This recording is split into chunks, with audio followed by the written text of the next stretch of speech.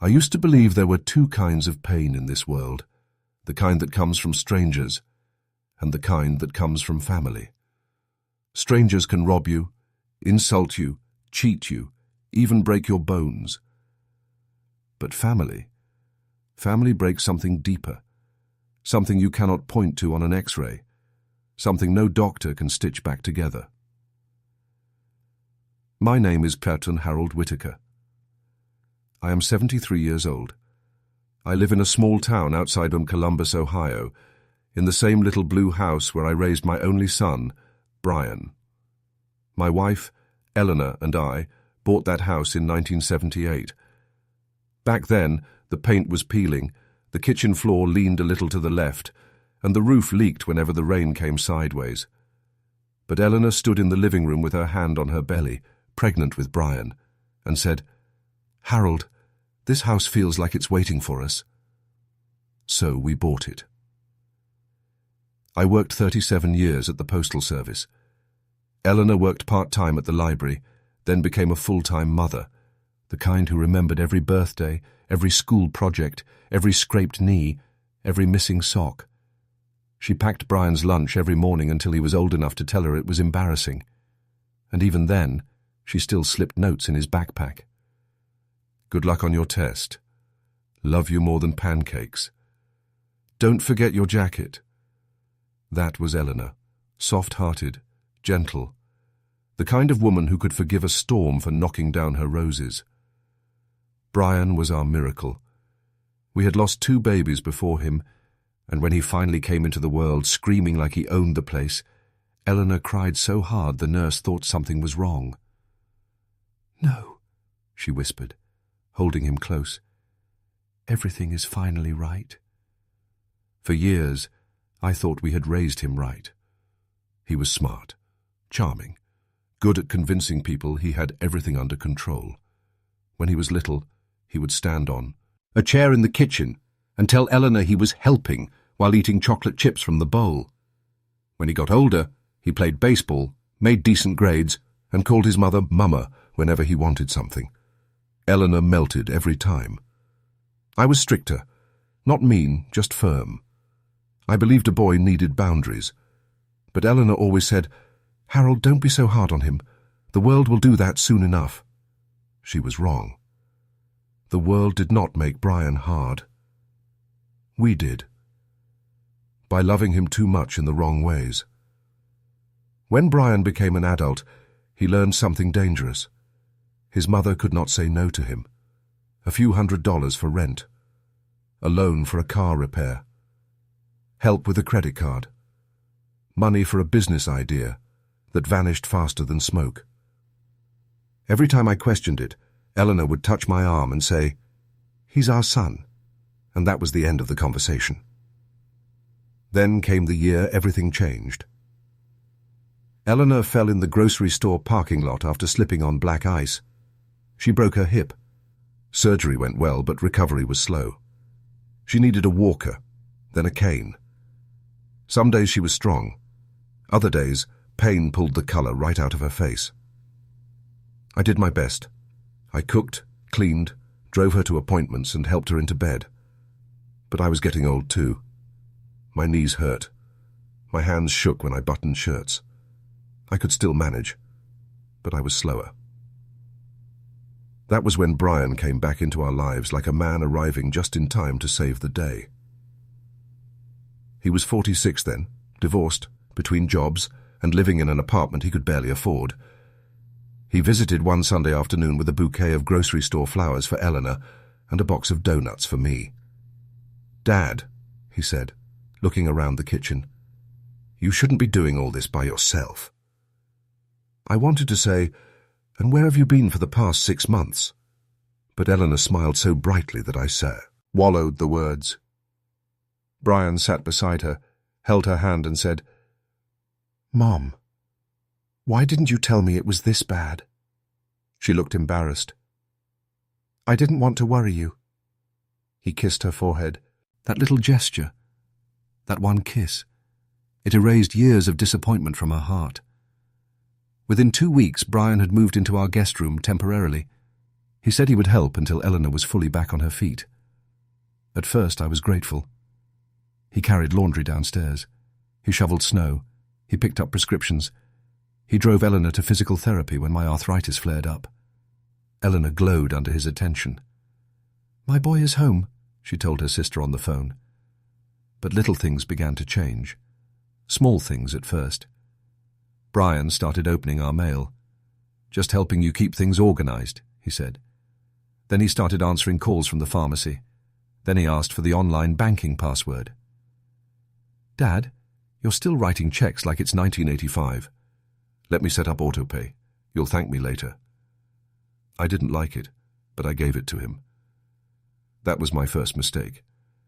Soon he was sitting at the kitchen table with our bank statements spread out like he was running a company. "You're paying too much for cable. You don't need 2 phone lines. Why are you donating to the church every month?" Eleanor looked uncomfortable. "It's only $50. Mom, $50 adds up." I said, "It's our money, Brian." He leaned back and laughed. "I know, Dad. I'm just trying to protect you." Protect us. That became his favorite phrase.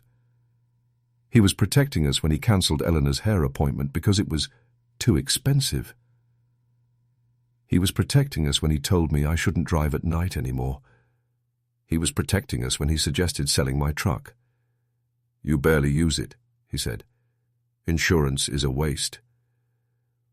That truck was old, but it was mine. I had bought it after retirement. It had a dent in the back bumper and smelled faintly of motor oil and peppermint gum. I didn't need it every day, but I needed to know it was there. Eleanor noticed me, staring out the window the day Brian drove it away to get an estimate. He sold it without telling me. When I confronted him, he said, "Dad, don't be dramatic. I got a good price." I asked where the money was. "In savings," he said. But it wasn't in our savings. Not all of it. That night, Eleanor cried quietly in bed. "I'm sure he meant well," she whispered. I turned toward her in the dark. "Ellie, meaning well doesn't excuse taking." She didn't answer. She loved Brian too much to see what he was becoming, or maybe she saw it and couldn't survive admitting it. By spring, Brian had convinced Eleanor to sign a financial power of attorney. He brought the papers home himself. "Just in case," he said. "If something happens to you or Dad, I can handle bills without court delays." I told him we should have our attorney look at it. He smiled, but his eyes hardened. "Dad, it's standard. Don't make this complicated." Eleanor signed first. Then she looked at me. There are moments in marriage when your wife's eyes ask you to choose peace over pride. So I signed too. That was my second mistake. After that, Brian stopped pretending. He moved his girlfriend, Tart Melissa, into our house without asking. She arrived with 3 suitcases, 2 little dogs, and a voice that made every sentence sound like a complaint. She called Eleanor Sweetie, in that fake way people do when they think old age makes you stupid. "Oh, Sweetie, you shouldn't eat that. Oh, Sweetie, you already told us that story. Oh, Sweetie, let me handle the kitchen." Eleanor began spending more time in our bedroom. She said she was tired. But I knew. My wife, who had filled that house with music and Sunday dinners, no longer felt welcome in her own kitchen. One evening, I found her standing by the sink, staring at a mug in her hands. "What is it?" I asked. She gave me a small smile. Nothing. Ellie." Her chin trembled. She threw away my recipe box. I felt heat rise up my neck. "Who?" "Melissa. She said the cards were old and dirty. That recipe box had belonged to Eleanor's mother. Inside were handwritten cards for chicken pot pie, peach cobbler, Christmas sugar cookies, and the meatloaf Brian used to request every birthday. I walked straight to the trash bin outside. The box was there, lying under coffee grounds and paper towels. I cleaned every card by hand. Brian came home and found me at the table, wiping gravy stains off memories. He sighed. "Dad, Melissa was just cleaning." I stood slowly. "This is your mother's house." He looked me dead in the eye and said, "Not for long, if you two keep wasting money." That was the first time he said it out loud. Not for long. 2 days later, I found brochures for assisted living facilities on the counter. Beautiful, smiling seniors. Clean rooms, garden paths, words like community, care, and peace of mind. Eleanor touched one brochure with shaking fingers. "Brian thinks we might be safer there," she said. I said, "Do you want to leave this house?" She looked around the kitchen. The old clock above the stove, the curtains she sewed herself, the wall where we had marked Brian's height in pencil until he turned 16. "No," she said, "but maybe we're a burden." That sentence nearly broke me. A burden. After 50 years of feeding, working, saving, loving, forgiving, she thought she was a burden, because our son had planted the word inside her heart.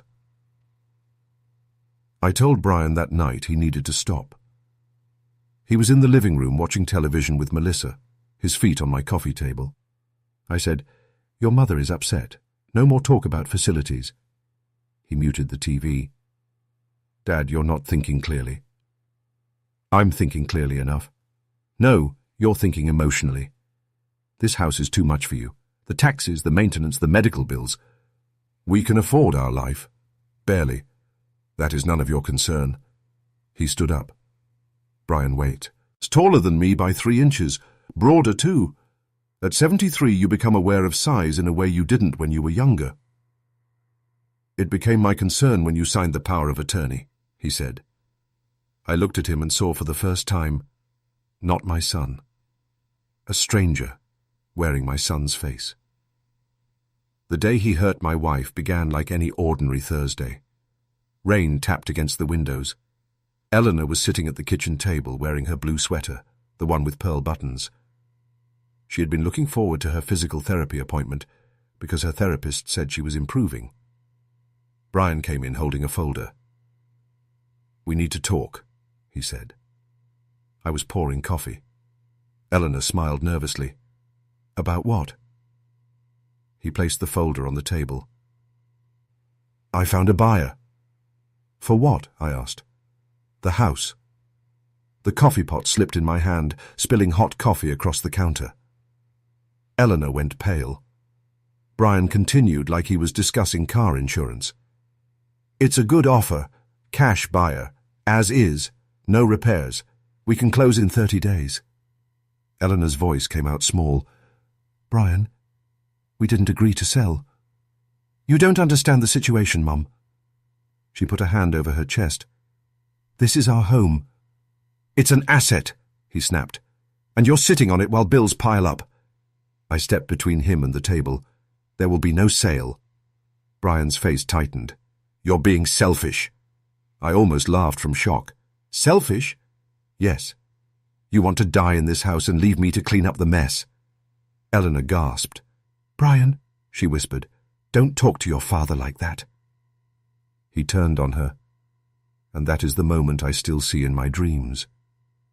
His face changed. All the charm disappeared. All the fake concern burned away. "You don't get to act innocent," he said to her. "You made me this way. Every time I needed help, you made me beg. Every time Dad said no, you cried and made it worse. Now I'm stuck fixing your bad decisions." Eleanor's eyes filled with tears. "I loved you." Brian laughed, cold and cruel. "Love doesn't pay bills, Mom." She reached for her cane to stand, but her hand shook. "Please leave the kitchen, please." Instead, Brian grabbed the folder and slapped it against the table so hard Eleanor flinched. "You're signing these papers." "No," I said. He ignored me and pushed the papers toward her. Eleanor tried to move away from the table. Her cane slipped. She reached for the chair. But Brian, angry and impatient, yanked the chair back to get around her. He didn't shove her.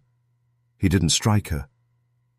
But he moved with such careless rage that the chair hit her leg, and Eleanor lost her balance. She fell sideways. The sound of her body hitting the floor is a sound no husband should ever hear. "Ellie!" I dropped to my knees beside her. She was crying, not loudly, but like a child trying not to be heard. "My hip," she whispered. "Harold, my hip." Brian stood frozen for half a second. Then he said the words that ended him in my heart. "She's fine. She's always dramatic." I looked up at him. Something inside me went quiet. Not angry. Quiet. A deep, cold quiet. I called 911. At the hospital, Eleanor held my hand so tightly my fingers went numb. Her hip wasn't broken again, thank God, but she had severe bruising, a sprained wrist, and shock. The doctor asked how she fell. Before I could answer, Eleanor said, "I slipped." Even then she protected him. Even then. Brian arrived at the hospital 2 hours later with Melissa. He had the nerve to bring flowers from the gift shop. "Mum," he said, putting on his soft voice, "I'm sorry you lost your balance." Not sorry for what he did. Sorry she fell. Eleanor turned her face to the wall. It was the first time in Brian's life that his mother refused to look at him. I stood up and pointed to the door. "Get out." Brian blinked. "Dad, get out before I call security." Melissa scoffed. "This is ridiculous." I walked to the doorway and said, loudly enough for the nurses to hear, "This man is not allowed near my wife." Brian's face flushed with embarrassment. "You'll regret this," he said. I said, "Not as much as you will." The next morning, while Eleanor slept, I made 3 phone calls. The first was to our old attorney, Martin Hayes. The second was to the bank. The third was to Adult Protective Services. I had spent months feeling old, confused, and powerless. But pain has a way of sharpening a man. Martin saw me that afternoon. His office smelled like leather chairs and black coffee. He had handled our wills years ago, back when Brian was still married, and Eleanor still baked banana bread for every neighborhood baby shower. I told Martin everything. The power of attorney, the truck, the bank withdrawals, the assisted living brochures, the buyer for the house, the fall. He listened without interrupting. When I finished, he took off his glasses and said, "Harold, I need you to understand something. A power of attorney does not give your son permission to steal, pressure, or override your wishes while you are mentally competent." I felt air enter my lungs for the first time in months. "He can't sell my house?" "Not if you don't consent, and we can revoke the power of attorney today." I stared at him. "Today?" He pulled out papers. "Today." I signed with a hand that barely shook. Then Martin smiled slightly. "There is something else you should know." "What?" "When you and Eleanor updated your estate plan in 2012, you placed the house into a revocable living trust. You and Eleanor are co-trustees. Brian is not. He cannot sell it without your authority." I closed my eyes. In 2012, Eleanor had insisted on updating everything after her friend died and left her family fighting in probate court. I had forgotten half the details. But Eleanor had saved us, my sweet seed. Oft-hearted wife had protected the home she loved, without even realizing how important it would become.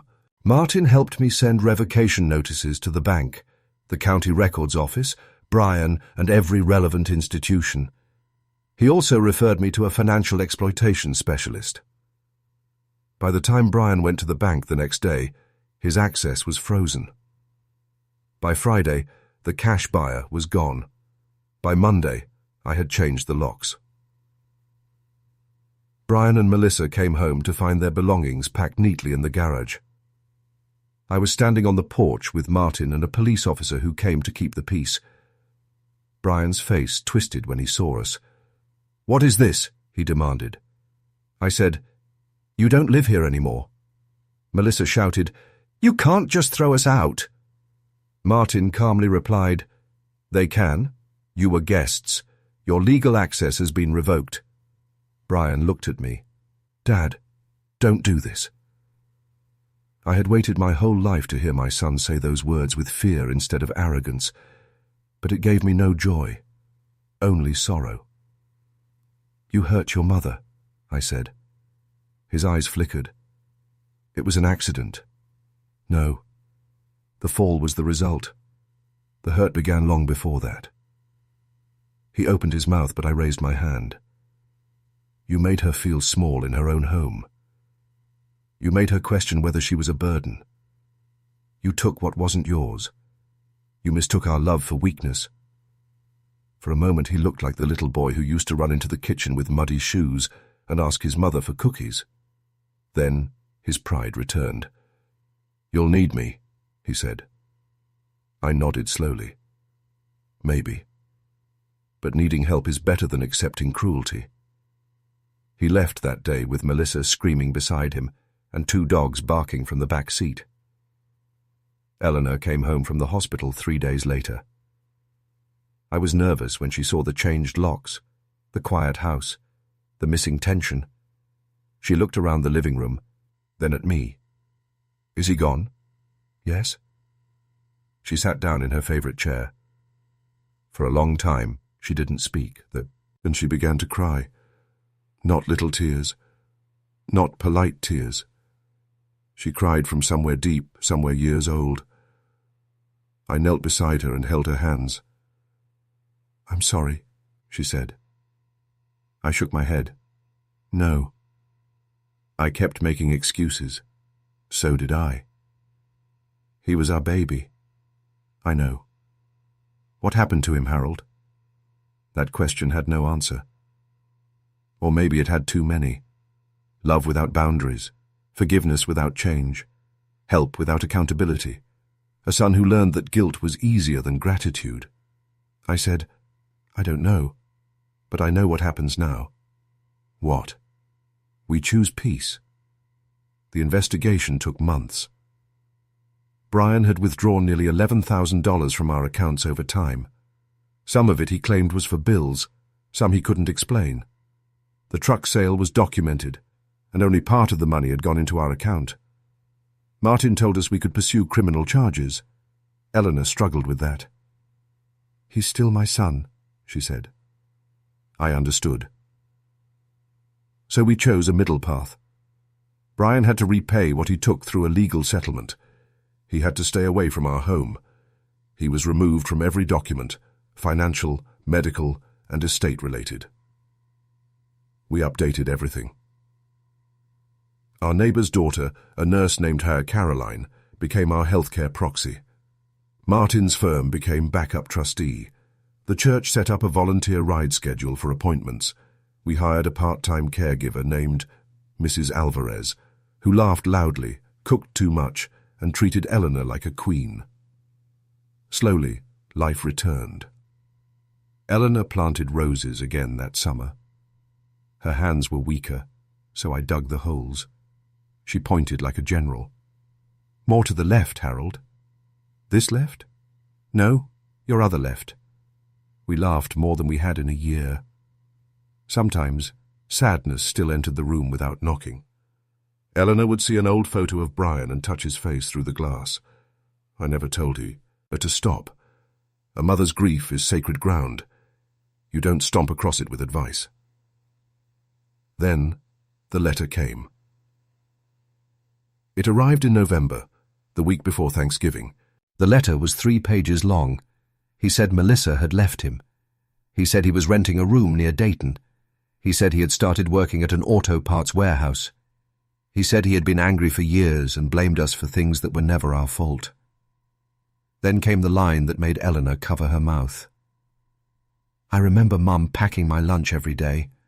I remember Dad working overtime in December so I could get that red bike. I don't know how I became the kind of man who could look at you both and see money instead of love." Eleanor cried quietly. Brian asked if he could come for Thanksgiving. I folded the letter. Eleanor looked at me with those same eyes that had once asked me to sign the power of attorney. But this time, I did not choose peace over truth. "No," I said gently. Her face crumpled. I took her hand. "Not yet." Thanksgiving came and went. We spent it with neighbors, church friends, and Mrs. Alvarez, who brought sweet potato casserole with so much butter it probably violated state law. Eleanor laughed that day. Really laughed. And I realized something important. Family is not only blood. Family is who protects your dignity when you are too tired to protect it yourself. In December, Eleanor wrote Brian back. She told him she loved him. She told him she hoped he would become better. She told him forgiveness was possible. But she also wrote, "You may not come home until you understand that love does not mean access." I read that sentence 3 times. My gentle wife had found her spine again. A year has passed since that terrible day in the kitchen. Brian has visited twice, both times at a diner in town, never at the house. The first visit was awkward. He looked older, tired, smaller somehow. He apologized, not perfectly, but honestly enough. Eleanor listened. She did not hug him at first. That hurt him. But maybe it needed to. The acide. "Can't visit." She let him hold her hand. I watched them from across the booth, my coffee going cold. Part of me wanted to hate him forever. But hate is heavy, and old bones already carry enough.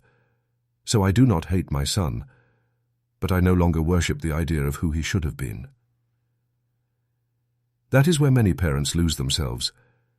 We keep loving the child from the photograph while ignoring the adult standing in front of us. We remember birthday candles, bedtime stories, tiny shoes by the door. And we excuse cruelty because we are still trying to protect a child who no longer exists. I learned late, but I learned. You can love someone and still change the locks. You can forgive someone and still remove their name from your bank account. You can pray for your child and still refuse to be destroyed by them. Eleanor is stronger now. She still walks with a cane, but she walks through her own house like she belongs here. Because she does. Every morning, she sits by the window with tea, watching cardinals hop along the fence. Sometimes she reads. Sometimes she just rests. I make breakfast. Badly, according to her. "You burn toast like it owes you money," she says. And I tell her, that's my secret recipe. We are not rich. We are not young. We are not untouched by grief. But we are safe. And at our age, safe is a kind of wealth. Last week I found Eleanor in the kitchen holding her old recipe box, the one Melissa had thrown away. She had placed all the cards back inside. Some were stained. Some were bent. One still smelled faintly like coffee grounds no matter how much I cleaned it. She pulled out Brian's favorite meatloaf recipe. For a second, I worried. Then she smiled sadly and put it back. "Not yet," she said. I nodded. Not yet. Maybe someday. Maybe never. Both are allowed. That is what Brian finally understands now. Forgiveness is not a door he can kick open. It is a road someone may choose to build, one careful stone at a time. And Eleanor gets to decide how far that road goes.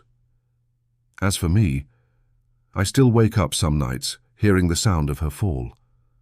I still see Brian standing there, cold and impatient, calling his own mother dramatic, while she lay hurt on the floor. But then I turn and see Eleanor sleeping beside me, alive and breathing, her silver hair spread across the pillow. And I thank God I woke up before it was too late. Because the truth is, I never thought my son could hurt my wife. Not our Brian, not the boy she carried, not the child we gave everything to. But he did. And when that day came, I had to make the hardest choice a father can make. I stopped protecting my son from consequences and started protecting my wife from my son.